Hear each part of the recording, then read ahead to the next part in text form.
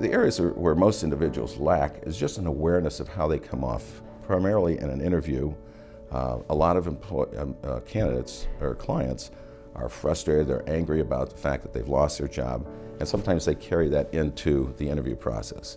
And that's the surefire way of absolutely ruining your interview chances. Another thing that clients do is they tend to talk too much. They get an interview and they'll ask one question and they'll go on for a long period of time, and that's another big mistake. We have programs on the 10 biggest mistakes that clients make in an interview, so we can help them avoid that. You know, self-discipline was described to me as doing what you're supposed to do, when you're supposed to do it, whether you feel like it or not. Well, when they come to the Hudson job search, there's some things that they know they're supposed to do. They know when they're supposed to do it, but there's things that can get in the way. As a matter of fact, today at our meeting, we were talking about the importance of going through a mock interview. And that's something that people don't like to do. They know when they're supposed to do it, but it really can have a big impact. What they don't want to do is get out there and practice during the interview.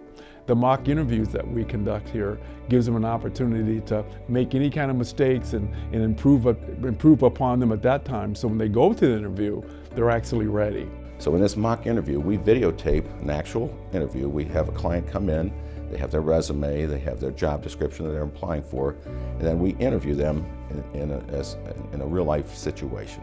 We video that, and then we send that to them and their advisors so that they can review their progress.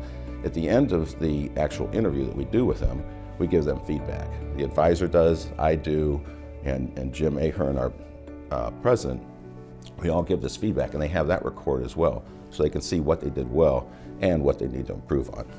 When I saw myself on camera and what I looked like and how I was responding, it was an eye-opener. The interviewer threw me some softballs, so to speak. I mean, that's what we call it. He gave me some chances to kind of like show that even though I'm a little bit older, I'm out there riding, taking like 50-mile bike rides every day.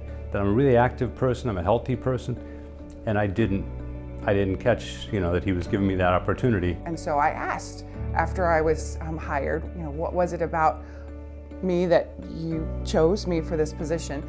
And they said, honestly, your answers were so concise and so effective, and you could tell that you had thought through, and it was so efficient. And other interviewees rattled and went on tangents, and you were trying to follow, and they said, really, it was kind of like they were black and white and you were in color. And I said, wow, thank you so much. So I appreciate Tony helping me prepare for my interviews.